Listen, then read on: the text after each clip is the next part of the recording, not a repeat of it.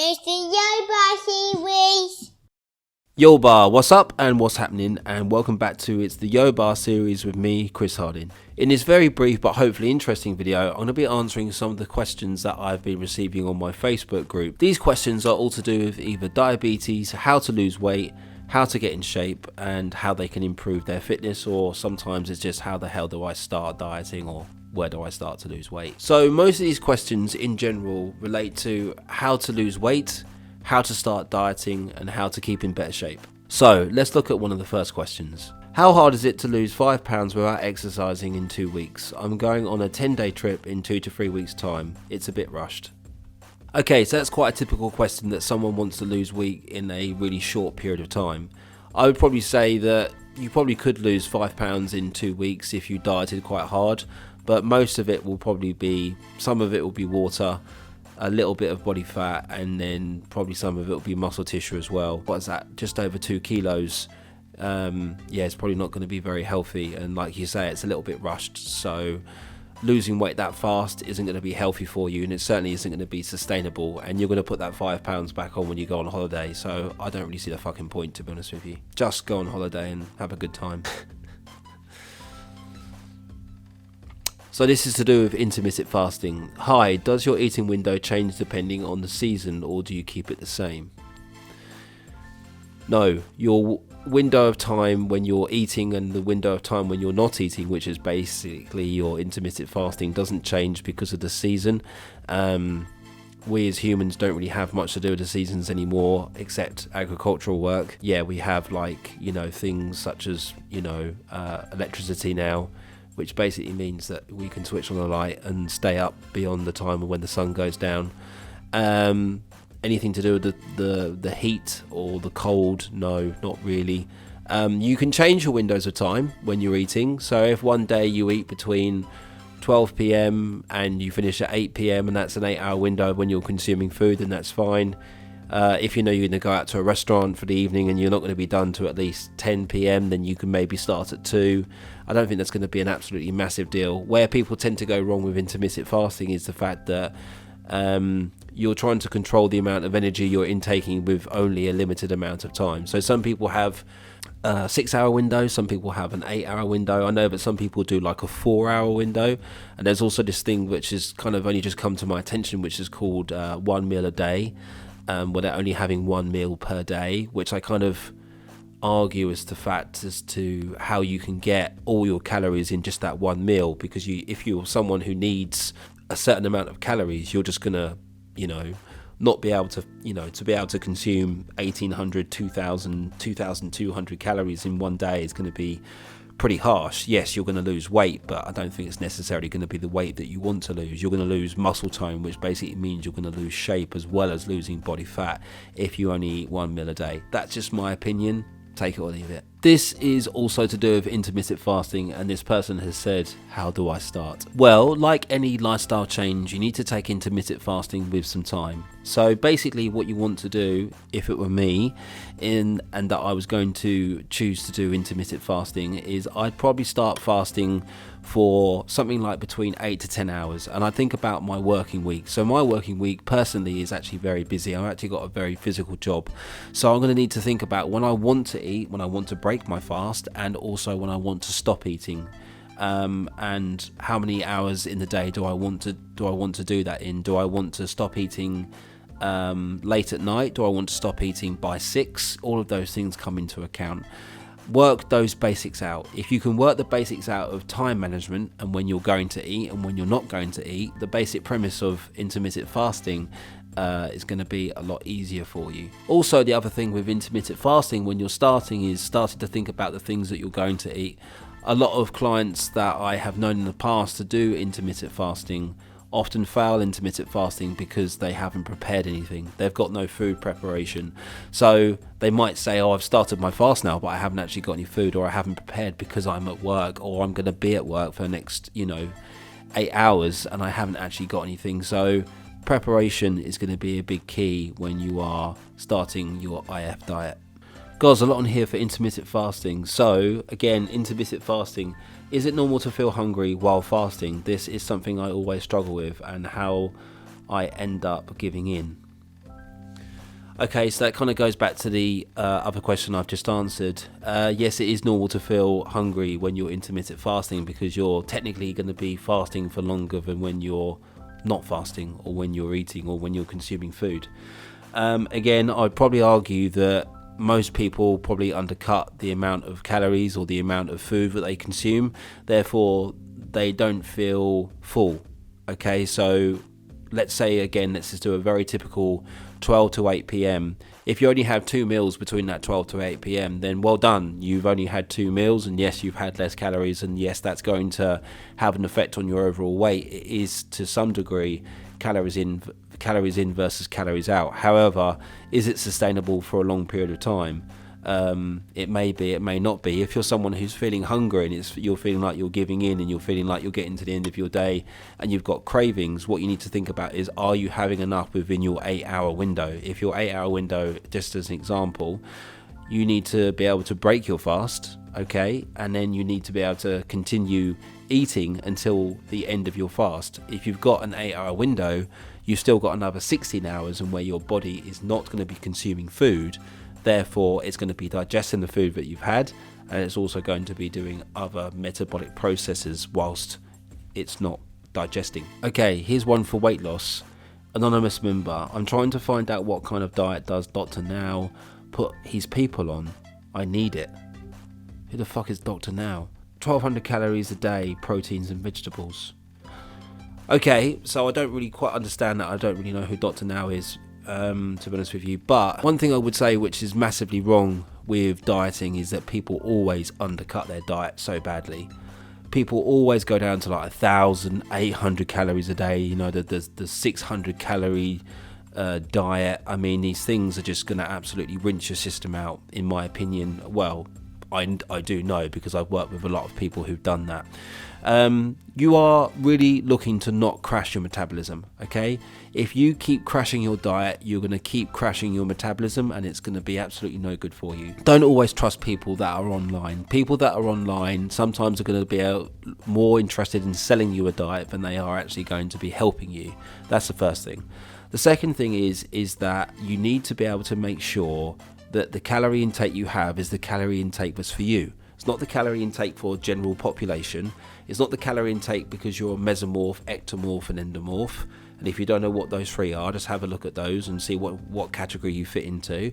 But for me, I'm naturally an ectomorph. I'm a very slight person. I do have muscle on me. So I am an ectomorphic frame, and I have mesomorphic traits because I weightlift. But does that mean to say that I need to have 1,000 calories a day? No, of course it doesn't.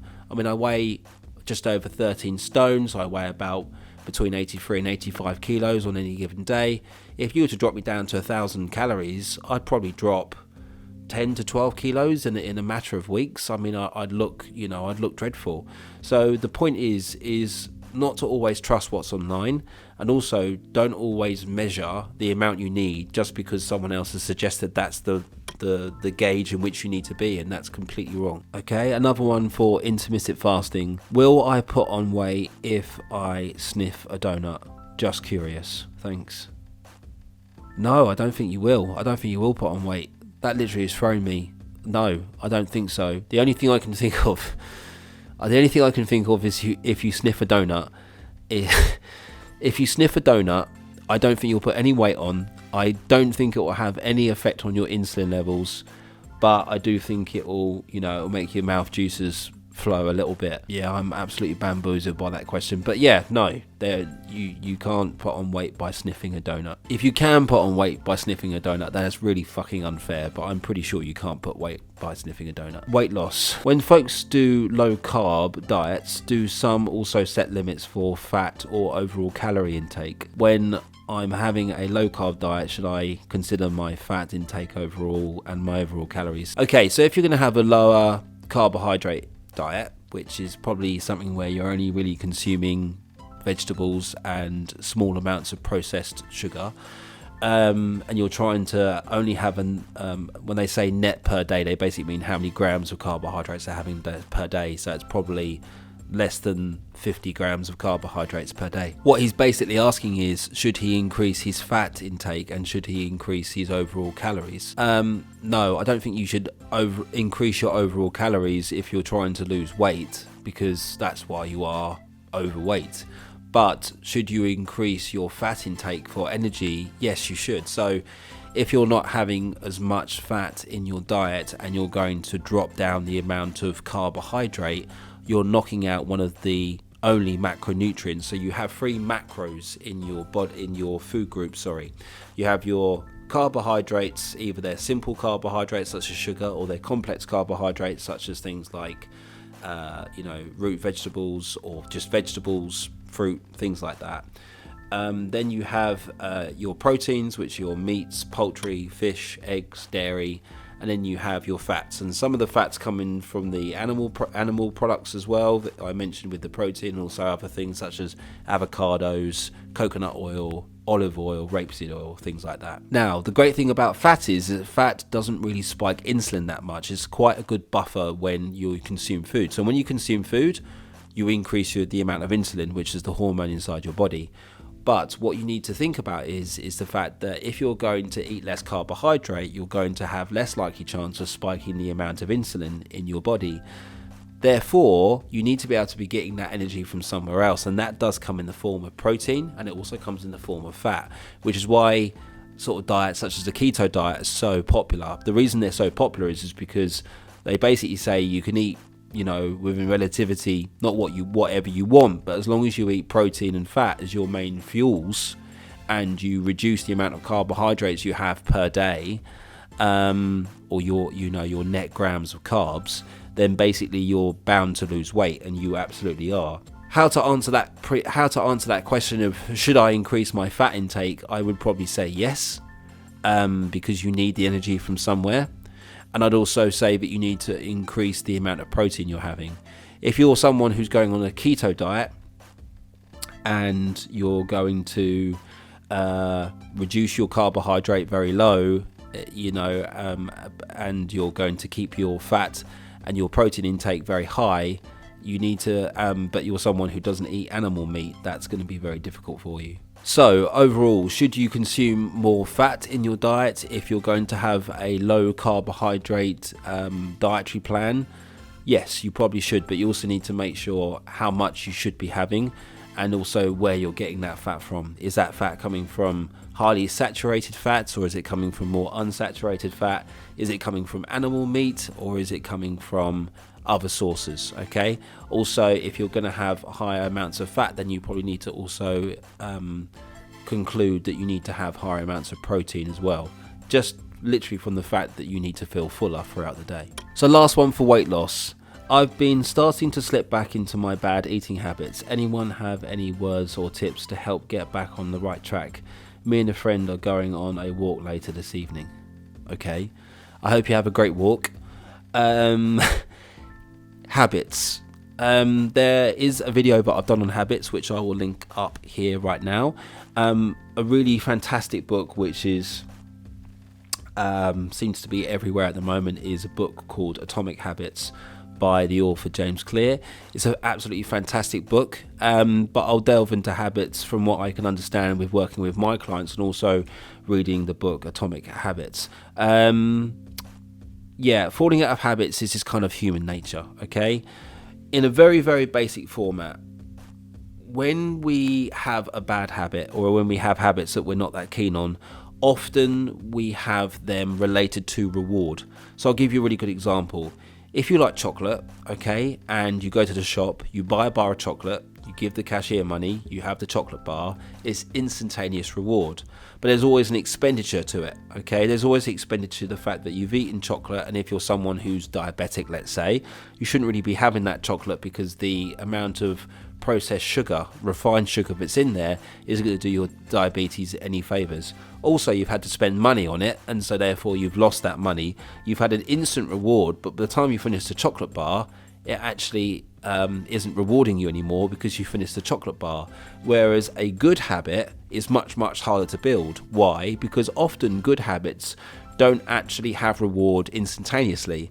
You build a good habit to be able to repay you or if you like, you get the dividend from it later on down the line. So when you're trying to invest in a good habit, eventually it will pay back. But actually, when you're starting a good habit, it's very, very easy for it to fall off track, because you start to lose the reason as to why you're doing it in the first place. So what I suggest is that when you're trying to form a new habit, or you're looking back and you're saying, oh crap, I've excuse my language, but I've fucked up my habit, you need to look back and say, okay, what was my initial goal? Well, my initial goal was to eat better. Okay, what's the first thing that I can do to eat better? Well, I can stop going to the shop and buying chocolate bars for a start. I can actually prepare a nicer meal. I can prepare a nicer snack. I can prepare something that actually I do enjoy eating, spend a little bit more time on creating that meal and eating that instead. Because when you're craving something like sugar, it means that you're probably feeling, you're feeling low, you're feeling lethargic, you're feeling tired, and therefore you crave what you feel you instantaneously need. But when you have that instantaneous need and you have that instantaneous reward, not only have you broken your habit, but the reward is so short and so small, it's negligible to whether you should have had it in the first place. Does that make sense? So what I'm trying to say is that when you're trying to create new habits, or if you're trying to revise better habits that you're trying to install into your lifestyle, it's really important to be able to set yourself small goals. If you can set yourself small goals that are achievable and obtainable, who gives a fuck if you fail? Like, who gives a fuck if you fail a habit, a couple of times? The whole point of the journey is to trip over the habit sometimes and be like, oh, I buggered it up. Because if you come back and go, oh, okay, well, I did that, so therefore I shouldn't do that again. Therefore, this guy who's going on his walk is saying, oh, me and a friend are going to go for a walk now, and I do hope you enjoy your walk, that you don't walk past the shop and you break the habit again and go and get a chocolate bar, that you walk the opposite direction and just go for a nice healthy walk with a friend and have that social time together. So it's very much in our human nature to be able to create bad habits, because the reward is so quick. It's very hard to create better or good habits because the reward is always in the distance. It's never right now. It's never instantaneous, and it takes a long time to be able to build a good habit. But once you build a good habit and you stick with it and you do it over and over and over again, you repeat the cycle, which is basically what James Clear says in his book Atomic Habits. The more repetitions you put into the good habit, the more it becomes a natural thing for you to want to do. It would seem alien not to do it. And that's the beauty about creating better habits for you, is that it would seem alien, as I say, it would seem alien to not want to do that good habit. And that's how they're built, within relativity. Okay guys, thank you so much. I do appreciate you watching this video. If you don't know already, I am actually a personal trainer and diet and nutrition coach, and I've helped people with their journeys with weight loss and also reversing their type 2 diabetes and also pre-diabetes. If you wouldn't mind just pressing that little like button and also subscribing to the channel and also making a comment on the video, not only does it help me and it helps the channel to grow, but it also helps the YT algorithm. Keep asking curious questions, stay fit, stay healthy, and of course, be a boss, It's the Yo Bossy Wish.